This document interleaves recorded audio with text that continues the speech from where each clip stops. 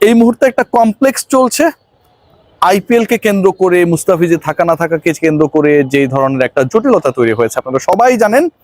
সেই জটিলতার ফল শেষ পর্যন্ত, সেই ঢেউ শেষ পর্যন্ত আছড়ে পড়েছে টি-20 বিশ্বকাপে।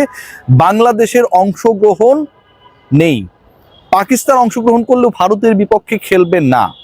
পর স্টেজে গেলে, ফাইনালে গেলে তারা আসলে ইন্ডিয়ার বিপক্ষে ম্যাচেসগুলো খেলবে কি খেলবে না সেই ব্যাপারটা এখনো ক্লিয়ার না। তবে গ্রুপের যেই ম্যাচটা তারা ইন্ডিয়ার এগেনস্টে খেলবে না, সেই এক ম্যাচ না খেলার যে ডিসিশন, তাতেই আইসিসির যে কাঠামো রয়েছে, আইসিসির যে প্রোগ্রাম রয়েছে, আইসিসির যে আর্নিং রয়েছে, প্রত্যেকটাতে বড় ধরনের সুনামির ধাক্কা পড়েছে।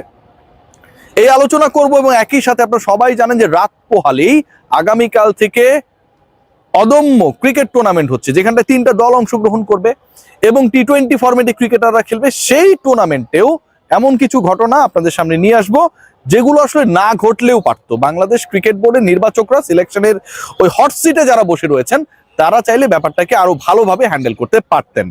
একটু জানিয়ে রাখি আপনাদেরকে, গরমের দিন আসছে এবং এটার জন্য কুল এন্টি পার্সপিরেন্ট ডিওডোরেন্ট স্টিক আপনার ঘামকে কন্ট্রোল করবে 24 আওয়ার্স পর্যন্ত। আন্ডার আর্ম শুকনো রাখবে এবং একই সাথে আপনার কাপড় যেন ঠিকঠাক থাকে, ঘামের দাগ না বসে, সেটাও এনশিওর করবে। যা হোক, আইসিসির যে ইস্যুটা আপনাদের সাথে আমি আলোচনা করতে চাই, সেই আলোচনায় এনডিটিভির একটা রিপোর্ট আপনাদের সামনে শুরুতেই আনবো এবং সেই রিপোর্টে বলা হচ্ছে, আমার সামনে যে রিপোর্টটা রয়েছে, যে ইন্ডিয়া পাকিস্তানের যে ম্যাচ, শিডিউলড ম্যাচ, যেটা শ্রীলঙ্কার কলম্বোতে অনুষ্ঠিত হওয়ার কথা ছিল, যেই ম্যাচটা হবে না, কিন্তু ভারতকে ফ্লাই করে কলম্বোতে যাওয়া লাগবে। একটা অদ্ভুত ঘটনা কিন্তু, মানে তারা জানে তাদের প্রতিপক্ষ তাদের সাথে খেলবে না, কিন্তু পয়েন্ট পেতে গেলে তাদেরকে ভারত থেকে শ্রীলঙ্কায় যাওয়া লাগবে, মাঠে যাওয়া লাগবে, গিয়ে আনুষ্ঠানিকতা সারা লাগবে, শুধুমাত্র ওই যে ভিক্ষার পয়েন্ট পাকিস্তান যেটা ইন্ডিয়াকে দেবে সেই পয়েন্টটা এনশিওর করার জন্য। এবং সেটা অর্জন করার জন্য, ওই পয়েন্ট অর্জন করার জন্য ভারত ছেড়ে শ্রীলঙ্কায় গেলেও, কলম্বোয় গেলেও, এন্ড অফ দ্য ডে ভারতের এই অংশগ্রহণ, ভারতের এই প্রেজেন্সের কারণে আইসিসির আসলে কোনো লাভ হচ্ছে না। এনডিটিভি জানাচ্ছে ওই একটা ম্যাচকে ঘিরে টোটাল যে মার্কেট আইসিসির, ব্রডকাস্টারদের থেকে শুরু করে প্রত্যেকটা জায়গায়, সেটার ভ্যালু হচ্ছে 50 crore ইউএসডি, 50 কোটি মার্কিন ডলার, হিউজ। বাংলা টাকায় যদি আমরা কনভার্ট করি, সেটা দাঁড়ায় বাংলাদেশি মুদ্রায় 6120 কোটি টাকা। 6120 কোটি টাকা শুধু একটা ম্যাচ যদি পাকিস্তান ভারতের বিপক্ষে না খেলে, যে ব্যাপারে তাদের সরকার অলরেডি তাদের ডিসিশন মেক করেছে, পিসিবি সেটা জানিয়ে দিয়েছে, পুরো দেশের সমর্থন পাকিস্তানের পক্ষে রয়েছে এবং they are stick on their decision that they are not going to play against India on 15th of this month.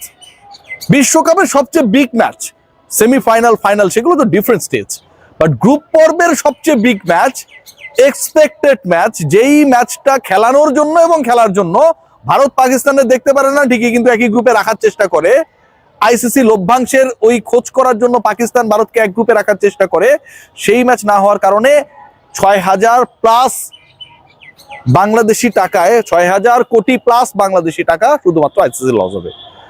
বাংলাদেশের যে ম্যাচ বর্জন, সেটার জন্য প্রায় 300 কোটি প্লাস লস। মানে বাংলাদেশের বর্জন এবং পাকিস্তানের বর্জন, এন্টায়ার টুর্নামেন্ট থেকে বাংলাদেশের না খেলা এবং ভারতের বিপক্ষে পাকিস্তানে না খেলা, এই 1-1-2 করলে টোটাল 6500 কোটি বাংলা টাকা আইসিসি লস।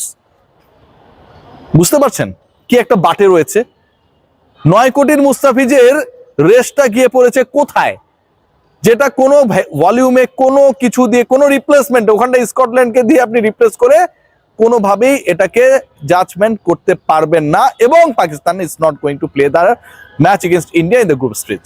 পরের ম্যাচেসগুলো যদি হয়, সেগুলোতে যদি না খেলে, মানে নেক্সট রাউন্ডে, সেমিফাইনালসে, ফাইনালসে, তাহলে আইসিসি লসে আপকামিং ওয়ার্ল্ড কাপ করতে হবে। এবার একটু আসি অদম্য টুর্নামেন্ট। এই টুর্নামেন্টটাকে নিয়ে আমার মানে যে আলোচনা, সেই আলোচনাটা যথেষ্ট, মানে আমার কাছে মনে হয়েছে যে এটা অন্যরকম হতে পারতো। প্রথম পয়েন্ট যেটা, দেখুন টিমগুলো বানানো হয়েছে 13 সদস্যের। এই টুর্নামেন্টে যারা খেলবে, যেই ক্রিকেটারদেরকে খেলানো হবে, সেই ক্রিকেটারদেরকে তো আপনি খেলায় রাখতে চান, বাংলাদেশের ক্রিকেটারদেরকে সুযোগ করে দিতে চান। বিপিএল এ অনেক ক্ষেত্রে অনেকেই সুযোগ পায় না, রাইট? এখন ওই 13 সদস্যের দল করতে গিয়ে, মানে 14-15 সদস্যের দল করলে তো ওদেরকেও টাকা দেওয়া লাগবে।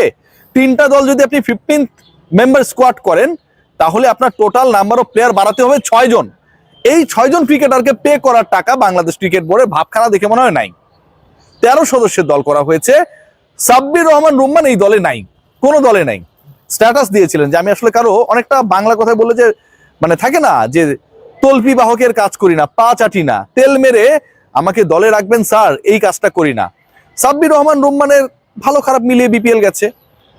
আপকামিং যে টুর্নামেন্টটা হচ্ছে সেখানটায় 40 জন ক্রিকেটার রয়েছে, দেশীয় ক্রিকেটার যারা টি-20 খেলবে। এখন এই 40 জনের মধ্যে বাংলাদেশের ক্রিকেটার সাব্বির রহমান রুম্মান কি পড়ে না? আপনি তাকে রাখলেন না। এর আগের বিপিএল শেষু সাব্বিরকে কোথাও কোনোভাবেই সুযোগ দেওয়া হয়নি। কাজী আশরাফ হোসেন লিপুর এই নির্বাচক প্যানেল সাব্বির রহমান রুম্মানকে পছন্দ করে না এবং এখানটাও তাকে রাখেনি। মানলাম সাব্বির চলে না, সাব্বিরের মধ্যে সম্ভাবনা নাই, ন্যাশনাল টিমে আর সুযোগ দেওয়া হবে না। হাসান মুরাদ, আপনারা সবাই জানেন যে বিপিএল এর ফাইনালের নায়ক, 3 উইকেট পেয়েছিলেন, কিন্তু অসাধারণ বল করেছিলেন। হাসান মুরাদ প্র্যাকটিস করেন, কিন্তু ওই 39 জনের যে ক্রিকেটারের লিস্ট, 3টা দলে 13 প্লাস করলে যে 39টা হয়, হাসান মুরাদ সেখানটার মধ্যে নেই। এবং এটাও কিন্তু যথেষ্ট পীড়াদায়ক। মানে একজন ক্রিকেটার ভালো করেছে, ফাইনালের মতো স্টেজে ভালো করেছে, সেই ক্রিকেটারকে আপনি আপনার দলে রাখছেন না। ফাইনালে 3 উইকেট পাওয়া ক্রিকেটার বাংলাদেশের যে 39 জন ক্রিকেটার মাঠে নামবে খেলার জন্য, সেই 39 জনের মধ্যে পড়ে না।